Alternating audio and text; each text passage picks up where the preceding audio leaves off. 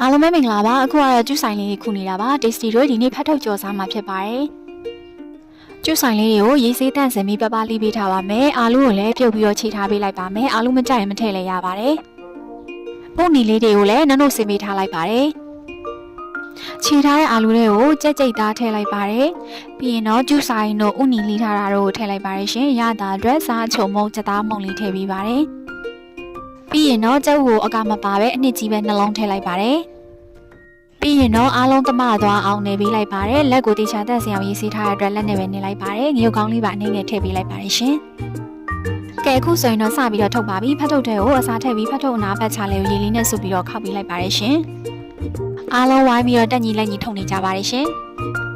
အခုလောက်ထားတဲ့အစာပလာပမာဏဆိုရင်ဖတ်ထုတ်အရွက်ကြီး100နီးပါးထုတ်လို့ရပါတယ်ရှင်စီပူပူထဲမှာရွှေအိုရောင်တန်းလာတီဟိုဘက်ဒီဘက်လှည့်ပြီးတော့ကြော်ပြီးရပါပြီရှင်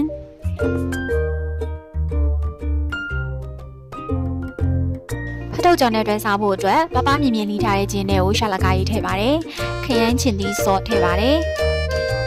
ငရုတ်သီးစိမ်းကြက်သွန်ဖြူထောင်းထားတာထည့်ပါတယ်ရေအနှဲငယ်ထည့်ပြီးတော့နန်းနန်းပဲပဲငံပြာရည်အကျဲစားစက်သားမုံတို့ထည့်ပေးလိုက်ပါတယ်ရှင်